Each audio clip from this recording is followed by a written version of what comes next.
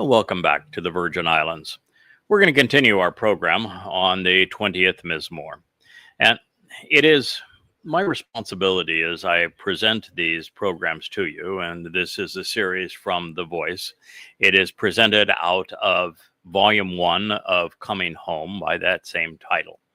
And it is written to feature Dowd's Mismowr, his songs that he has written. He was inspired as a prophet to speak profoundly of the things of God. And there's so much of what he has to say in these conversations with Yahweh that pertain to our lives. And it is my job not only to present these as Dowd's Herald, but also to share with you everything that can be gleaned from them. And the way that I have found is the most useful is to connect the dots. If something is said in one place and another conclusion about a related topic is said someplace else, I want to bring them together so that you can appreciate the implications. There is a reference that I want to make to a very controversial story on both X and Facebook. I'm getting far more feedback on X than on Facebook, but it's about Tyler Robinson, and I use the same process that I do for everything else.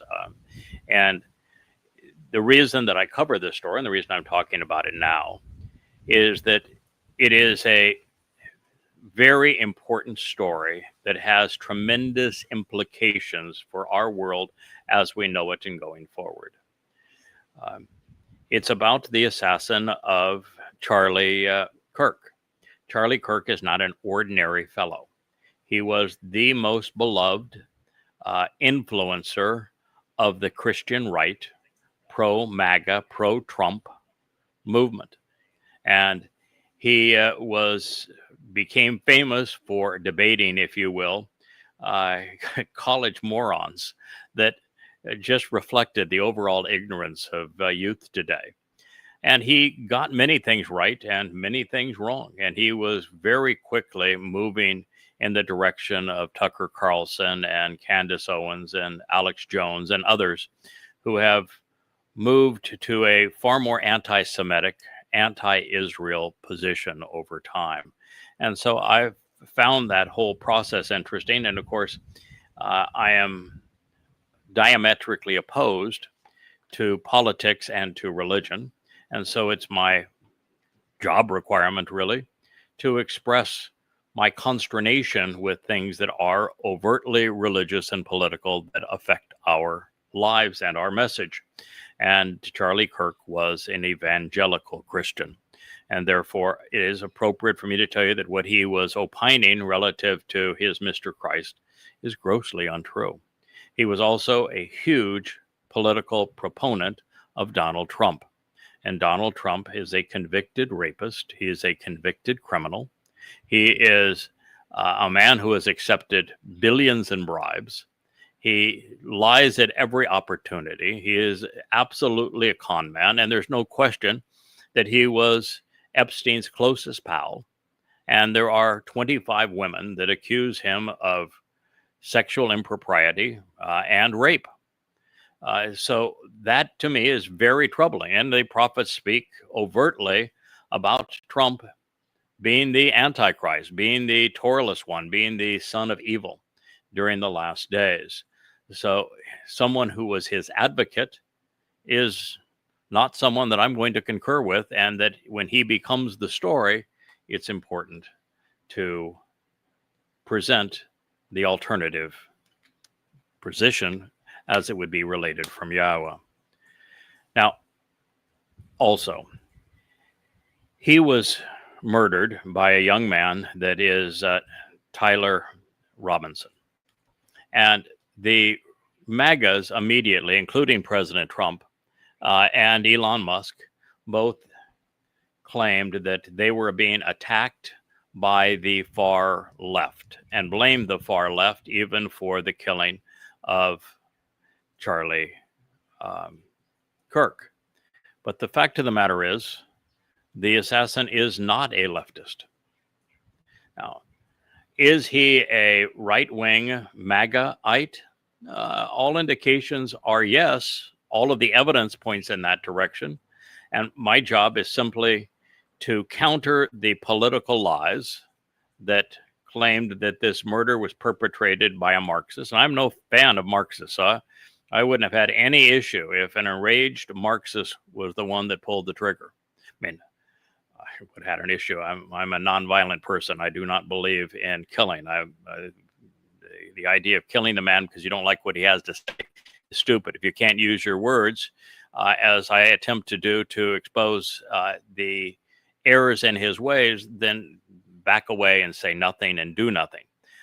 My point is that in identifying the political motivation for the assassination, I would have had no issue with a Marxist being the one who is triggered versus a conservative. It wouldn't have bothered me one way or the other. I wanted simply to pursue what was true and to correct the avalanche of lies that were being presented both on Facebook and on X regarding him being some kind of a liberal. Now, the fact is that we know very little about the young man, but we know exactly who his parents were. They were registered Republicans. They were pro-MAGA. His father was a 27-year sheriff veteran. He had family members up and down on both sides of the extended family who served in the military. His grandmother said there's nobody in that household that wasn't a conservative and pro-Trump and pro-MAGA. And no Democrats in that family.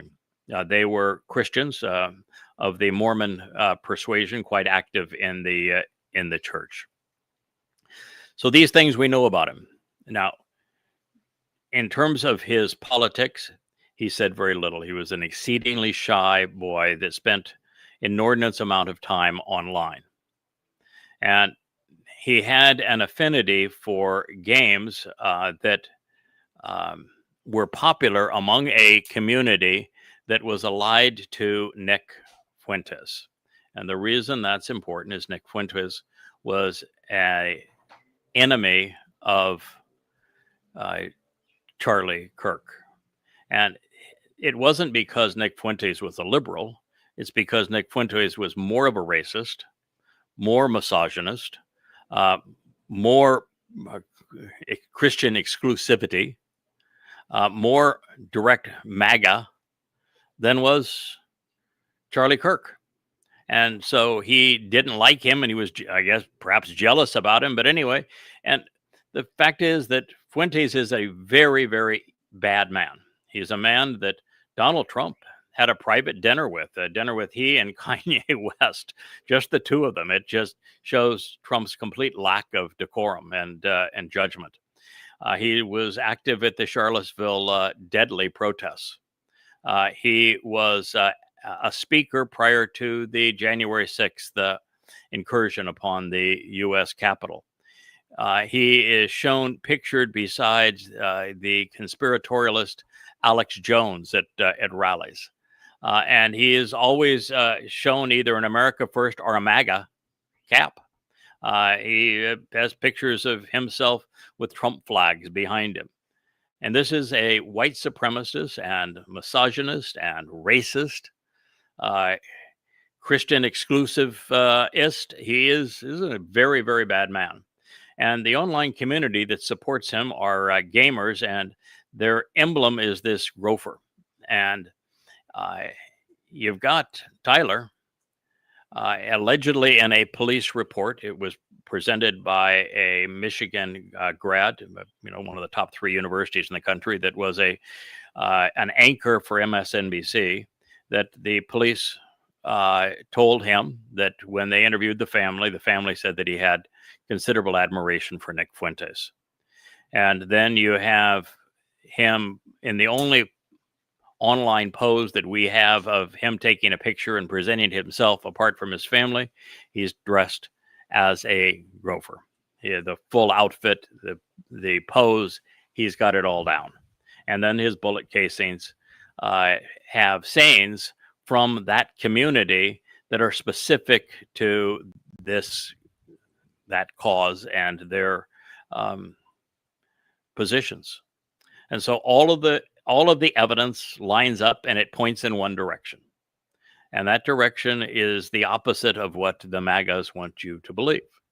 Now, most recently, there has been a report that contradicts all of the earlier reporting from the FBI, from the family, from the police, from the governor of Utah, and from all of the major news agencies. All said the same thing, including direct quote from the governor of Utah that Tyler lived with his family and had for some time. Now, there appears to be a contradictory report that is unsubstantiated by a Fox News host, and that is that he also spent time with a fellow gamer, and that so he had two places of domicile. And it is now alleged that this gamer, which ties into that whole gamer mythology that we're talking about here, mindset, was transgender. May have been, may not have been. There is no evidence of it. There's certainly no evidence that they had a romantic relationship.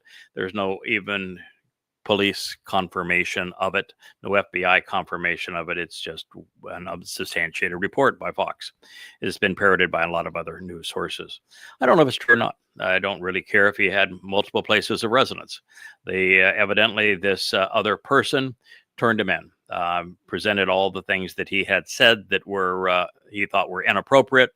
And so it certainly was not perpetrated by this other kid, nor was the other kid a motive to get it done, nor is there indication that he shared the other kid's political viewpoint, even if that was known. So all of the evidence that we have, which is precious little, all points in one direction, and it's the opposite direction that's been reported by President Trump and the MAGAs around him. So I thought that was important for you to know, because it is by making these connections that we come to form conclusions. That doesn't mean that all of our conclusions are going to be accurate, but when something is as meaningful as this, and this is a watershed moment in America, that when something is as meaningful as this, and when it affects Israel as much as this does, because there was this turning point, use the term turning point, which is Kirk's organization. There was a point where Kirk went from being very pro-Israel to very anti-Israel. And he was, almost all of his most recent comments were very negative about Israel, Netanyahu, the war in Gaza, Jews in general, blaming them for everything. And so there was a very sharp deterioration in his overall stance relative to Jews. And when you're somebody that has more followers than almost anyone else, that kind of thing is important for me to share with you, because you've got Israel having tributes to him and Netanyahu speaking very highly of him, when the information is that Netanyahu tried to offer him more money to continue to have a positive report on Israel, and that he turned it down. So it's important that we view these things. And it doesn't mean that everything I'm going to say is correct, but it means that it is important that we are a source of information, particularly when it counters the established political discourse that we oppose. Now, as we return to the 20th Mismowr, I'm going to make a connection here that's important for you to know. This Mismowr began by telling us that, according to Yahweh, the Messiah is Dowd David. He names Dowd by name, and he calls him the Messiah. And now he is going to make a statement that says that he will deliver salvation through his Messiah. Now, that being the case, who is the Savior? 1, 2, 3. Dowd equals Messiah according to Yahweh. Messiah delivers salvation according to Yahweh. That's a pretty easy series of connections to make, don't you think? Now, that being the case, guess who cannot be the Messiah? If Dowd is the Messiah according to God, Jesus cannot be the Christ. If Dowd is the Savior according to God, Jesus cannot be the Savior. If Yahweh is God according to Dowd, Jesus cannot be God. These are very profound conclusions, but based on the text, they are irrefutable. They are a logical progressions through the facts.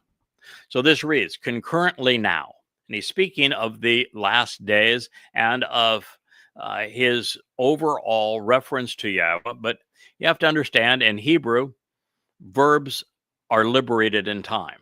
So when he says concurrently now, it could be at that moment. It could be at a time 1,000 years from that moment when he'll fulfill Pesach, Matsah, and Bikwrym. It could be 3,000 years from that moment, which has been the focus of the Mismowr primarily through this time when Dowd will return after he is restored to a position of prominence by his herald. So concurrently now, Atta. So then, simultaneously with the events being narrated, I realize at this time, Yada. I know, I understand, and I appreciate Yada. I acknowledge Yada at this specific moment. All perfect. That surely Yahweh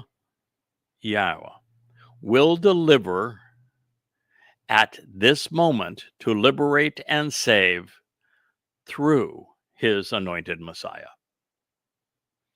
Surely, indeed, certainly,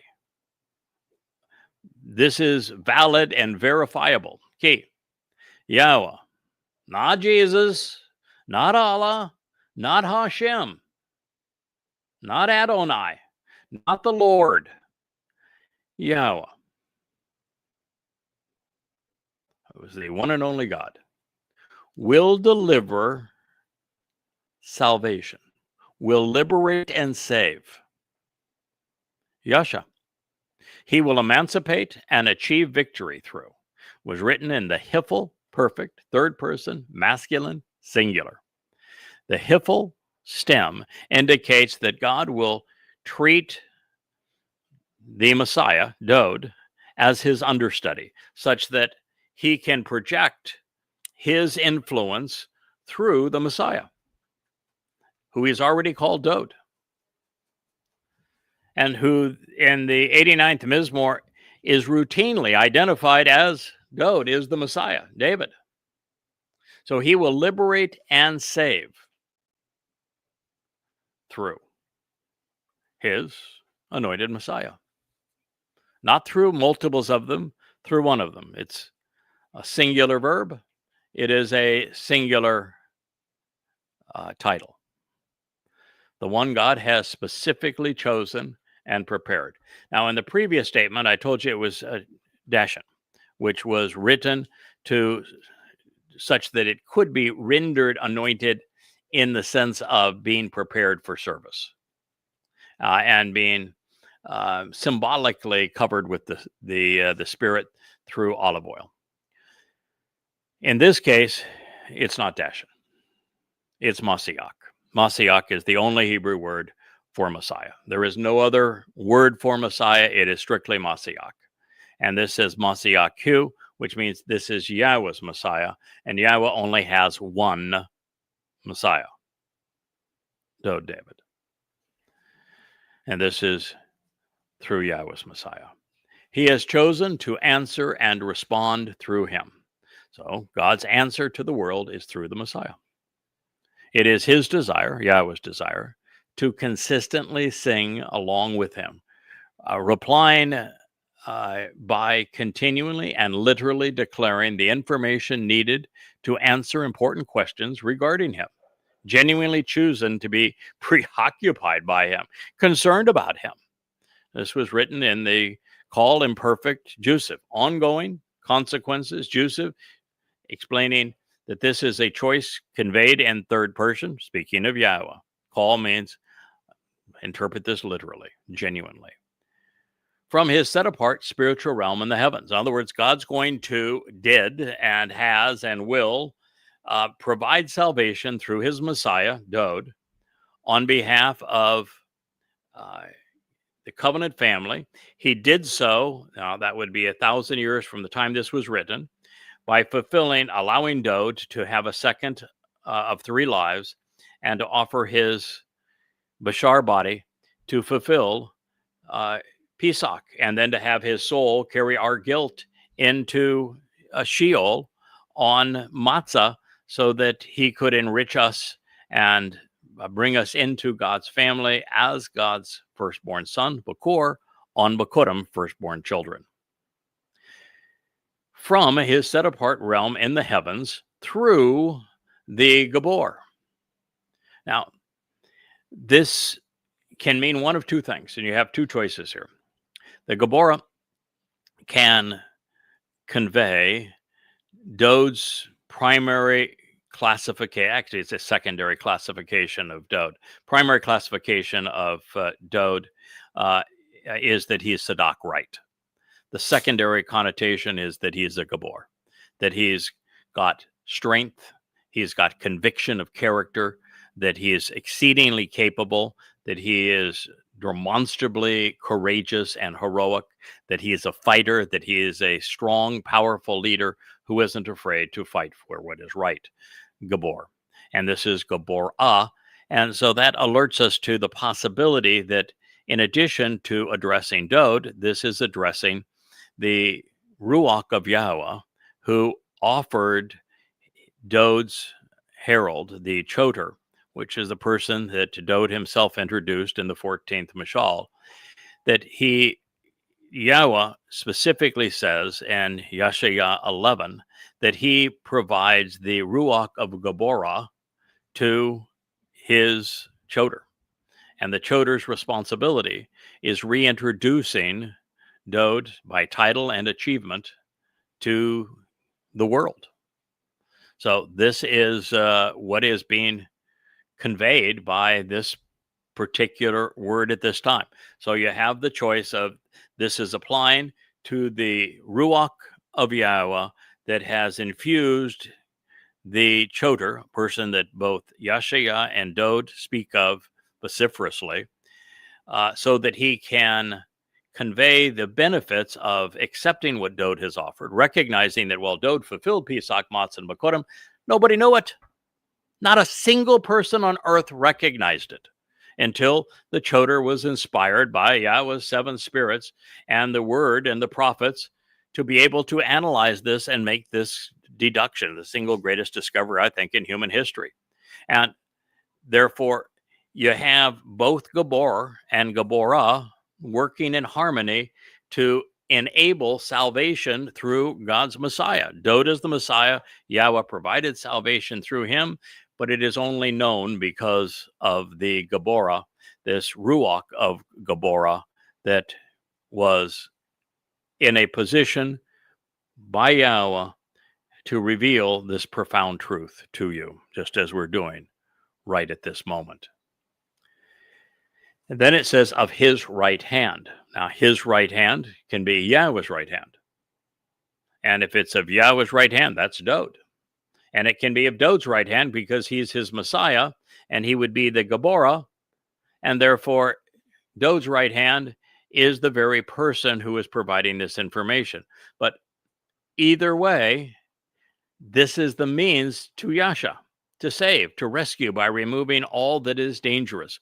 You know, in our last program, I said that while all of this can be perceived as God is offering this, Yahweh, or Dowd is offering this, the king, the Messiah, or that it is being conveyed because for the first time ever, Dowd's Choter, Yahweh's Choter, Dowd's herald, Bashar, his lesser luminary, is in fact revealing this information so that it can be capitalized upon, because there is no salvation in Dowd's fulfillment of Pesach, Matsah, and Bikwrym until it is known. And it wasn't known until this time. So it is all working together collectively. You've got Yahweh enabling this through his beloved son, Dowd, who is fulfilling the means to deliver this. And then you have Dowd's herald, Yada, providing this education So for the first time ever, God's people can capitalize because now they know and understand specifically what it is that God is offering. I'm going to ask Rich if you wouldn't mind stepping over to that light switch behind my desk and please turn on this ceiling fan and these lights here to get the mosquitoes away from me. Currently, they're feasting on me, so this is going to have to be a very short show if we can to resolve that problem with the light switches.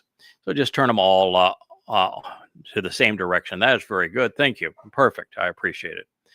Now I have at least a little better chance of not being completely eaten alive, but mosquitoes like me. I don't know what I have that is so tasty to a mosquito, but there's no question about it. I am on the delicatessen row when it comes to mosquitoes. I can tell you for certain that when the time comes that we have some influence on our environment, I will be a mosquito eradicator. I do not like them, Sam. I am.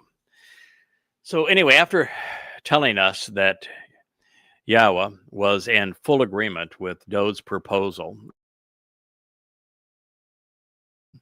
we read that father and son were celebrating the result, even lifting up a banner explaining how God would surpass our expectations in this regard and at this moment. And now Yahweh is vowing to deliver his anointed Messiah, and he's affirming that he has chosen to respond in this manner, sending his Gabora from heaven to save and deliver his people.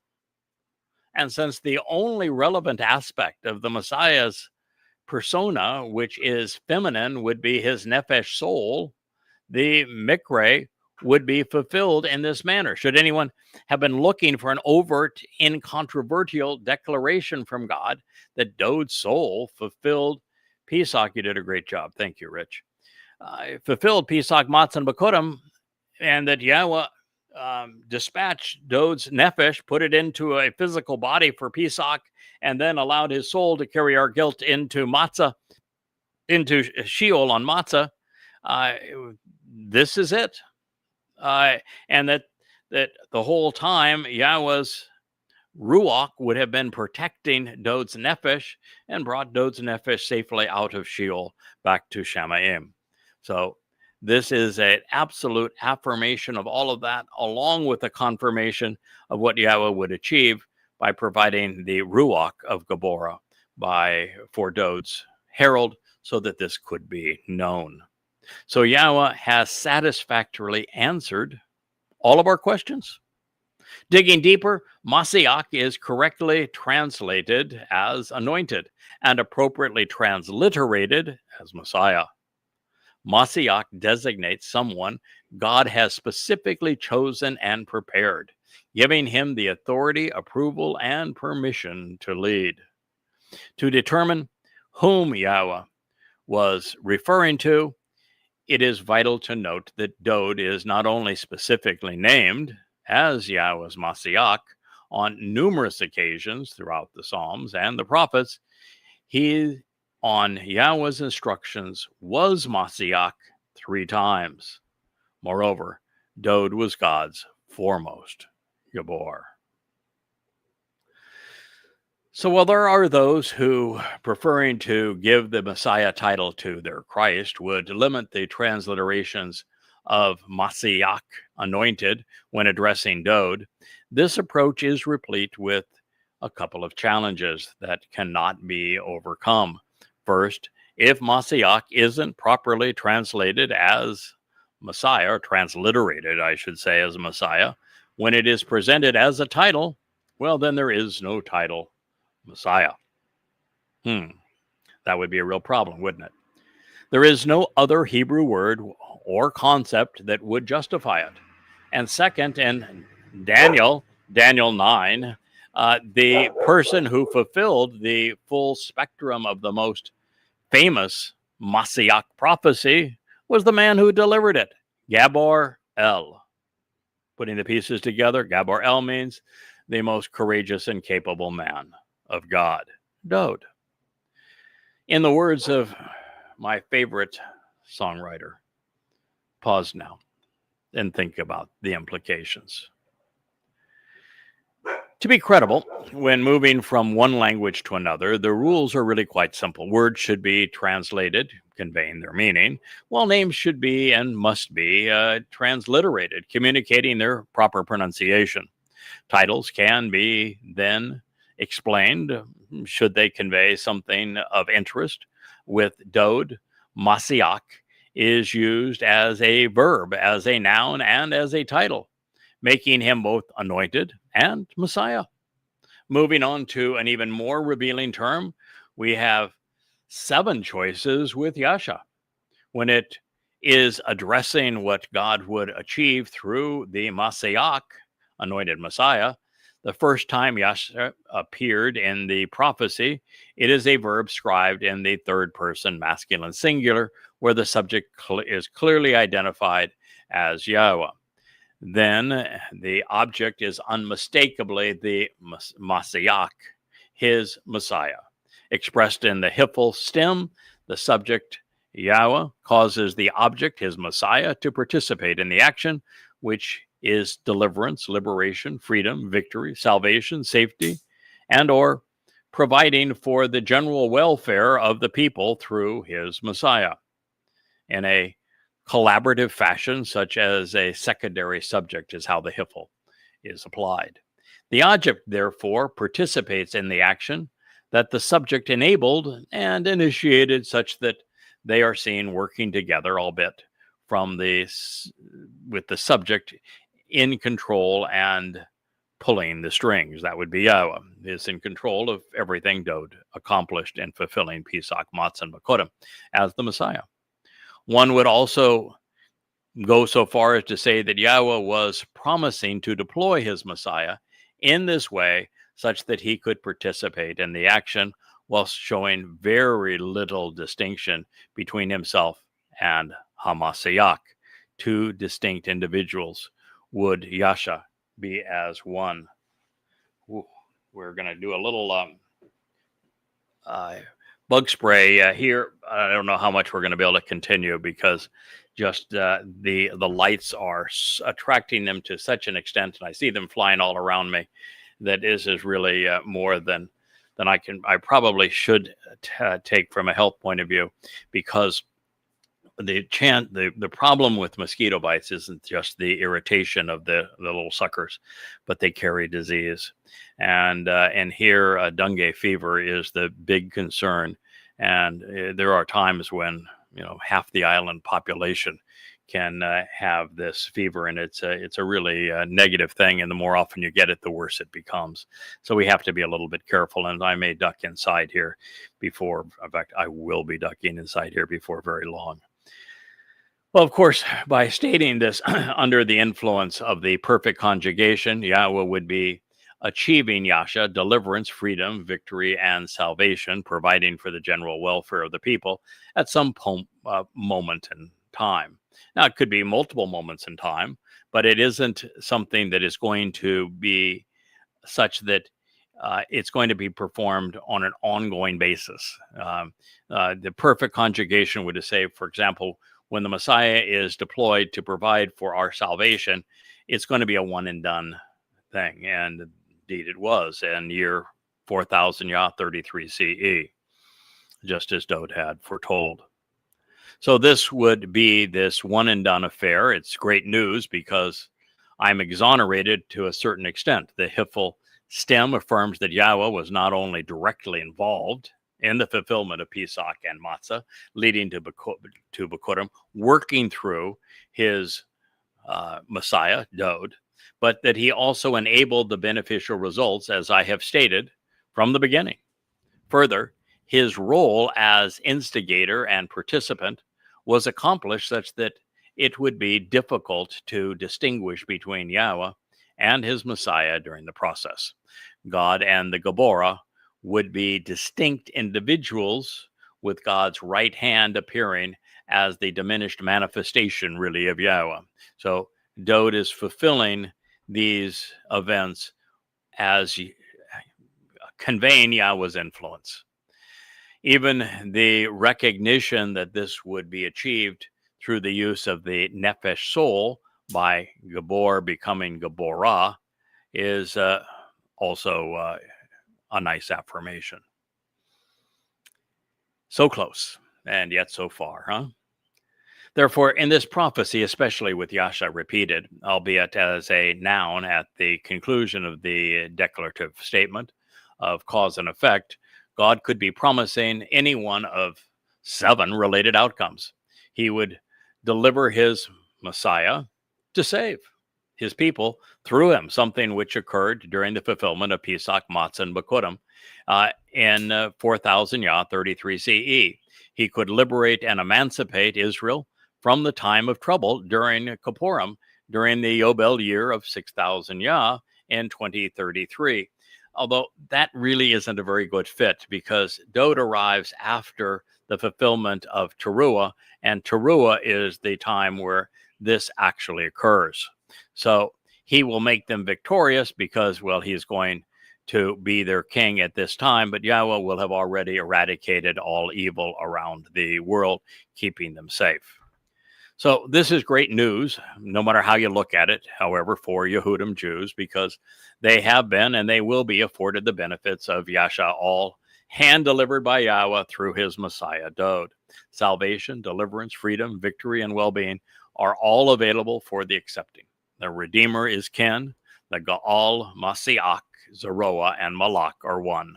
No religious or any beliefs are required. But of course, this is the worst possible news for Judaism. The G-D of Hashem infamy, whose name they will not even acknowledge, is the source of salvation. And they even deny that he has a name. Pesach, Matsah, and Bikwrym were fulfilled by the very Masyach Judaism will not name or credit with the sacrifice. And the same Masyach Yahweh chose and anointed 3,000 years ago is returning for the 3rd time at a date certain, albeit on a different calendar than the one that they are using, because they're 197 years off. But you can kiss your ugly black attired Heredim goodbye and good riddance.